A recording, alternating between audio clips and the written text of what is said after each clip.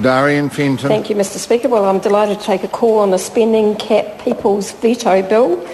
I never thought I'd say this, Mr Speaker, but I feel a bit sorry for the Honourable Rodney Hyde. It's not that I agree with this bill, in fact, far from it. It's a bit of an ideological burp from, the kind that proportions that we've expected from the ACT Party. And I know the Honourable Rodney Hyde does not want my sympathy, but I'm offering it in genuine. Well, I am offering to the member. Well, he doesn't want it, okay, so I'll stop feeling sorry for him then. But I do want to say, Mr Speaker, that not only is Rodney Hyde leading this Parliament after being chucked out by his own party, but the confidence and supply agreement that he signed up to and negotiated with the National Party has been treated with contempt as well. This bill was one of the showpieces of that confidence and supply agreement, even although National has no intention of supporting this Act beyond Select Committee or beyond this Parliament. It was like some of the other great initiatives we saw, Mr Speaker, in the wonderful confidence and supply agreement between ACT and the National Party, negotiated by the Honourable Rodney Hyde. He doesn't want my sympathy, so I won't give it any more. But there was the agreement on the concrete goal of closing the income gap with Australia by 2025, and the establishment of a so-called high-quality advisory group led by none other than Dr. Don Brash. Now, that policy, that part of the confidence and supply agreement is a bit like this bill, Mr Speaker.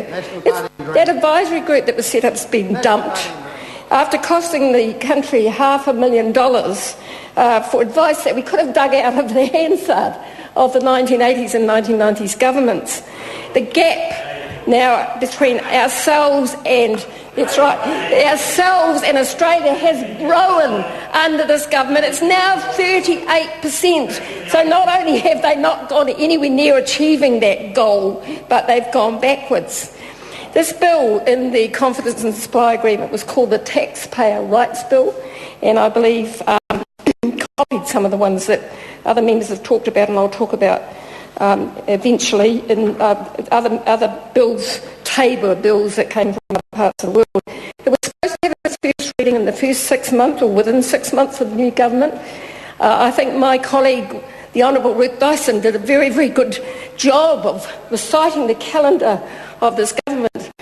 This government being elected on the 8th of November 2008, 6 months from then, being very, very generous, was the 8th of May 2009. This bill was not on the order paper, nowhere near it, and in fact even being generous and giving a little bit of space for the government finding its feet and figuring out what kind of government it thinks it might be. It's taken all this time. We're heading for 2012. So I think that's a real failure on the part of not only the ACT Party and its confidence and supply agreement, but also on the National Party, who has failed to live up to its agreements it's made with the confidence and supply party. And here we are in the 11th hour of this government, this government's first term, and certainly nearing the end of Rodney Hyde's political career, and we're having the first reading of this bill. And as I said, it's got no show of surviving the general election, and this is a cynical move by the national government, and I hope that other parties who may consider, should National win the election, and it's very unlikely, of course, but should they win the election, I think it's a good lesson for other parties about the folly of signing up to confidence and supply agreements with the National Party. And I think, in fact, the Māori Party might be learning that lesson as we speak. And I hope they will take notice of how shabbily Rodney Hyde and the ACT Party have been treated by the National Government. However, they loved every minute of it. Well, shame on you. But anyway, having said all that, Mr Speaker, I do want to register Labor's strong opposition to this foolish bill, which is just ridiculous. There's no purpose to it. The purpose is meaningless. Spending cap legislation is not needed, and it doesn't work overseas.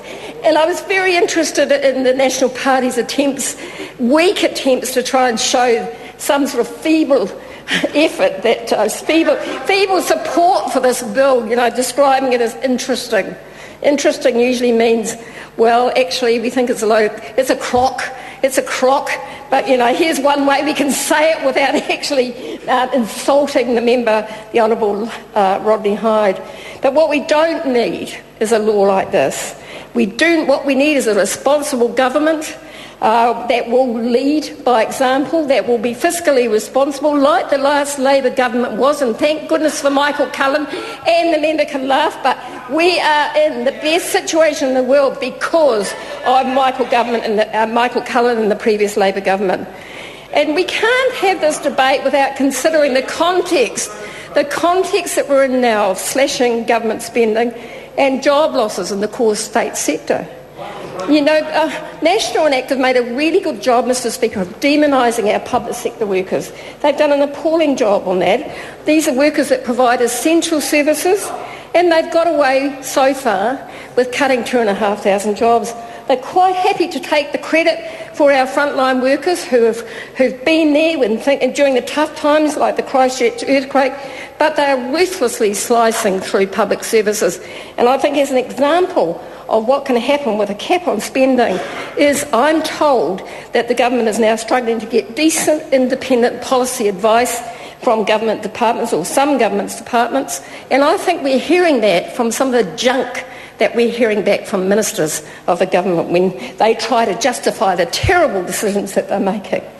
So this is just another attempt to try and slash more vital government services and create more tax so the rich can benefit and you can hand over more money to them and cut fundamental services for those that need it most. Now let's talk about this, because I know that the members opposite like to have a bit of a laugh when we talk about government spending. But let's talk about the facts. Let's talk about the facts under Labor and under National. Now, when we had a Labor government in place for 9 years, our public service spending was at 30.1%. Now, what is it today, Mr Speaker? It's gone up to 36%. That's despite the slash and burn, attack the public sector approach of this government. It's skyrocketed to 36.4% of GDP. So I'd like the next speaker from the National Party, if they're going to speak for more than a minute on this bill and show some enthusiasm for their support, would be quite a nice change. I'd like them to tell us why, after attacking the last Labor government for public service spending, and that's the intention of this bill, of course, why public service spending has skyrocketed, and at the same time that we're actually slashing public services. So I'm interested, Mr Speaker, why the Minister and the government haven't had a good look, because it seems like they haven't had a good look at this proposal and how it's worked overseas. Certainly the Treasury has, and some other members have talked about what's happened in Colorado, what's happened in Japan, who's had a spending cap since World War II, but that hasn't stopped it amassing debt equal to 200% of GDP, and every year the government just gets an exemption from the Act in Parliament. It's an old hardy annual of the Republican Party, actually, in the United States, and we all know what's been happening there, and I think the member from the Maori Party talked about the Tea Party and the irresponsible actions that we've seen where the whole world was taken to the brink of an economic collapse because they could not agree because they were playing politics around this, but it has never achieved widespread support. I think that, Mr Speaker, if you look at other places, California I think is a really good example. It's not quite a spending cap, but they do emulate the proposal in the bill, which is about citizens' initiative, government initiative referenda around spending. Now, there have been proposition after proposition that has brought that state, the state of California, to its knees. And, because it's a populist approach, of course, if you go out and ask people if the government shouldn't spend anymore, of course they're going to say no.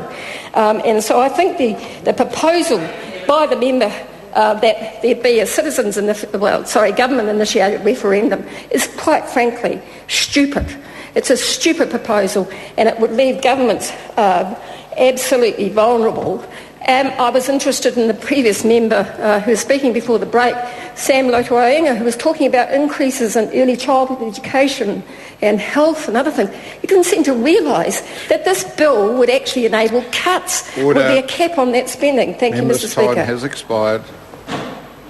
Honourable John Boscawen. Thank you.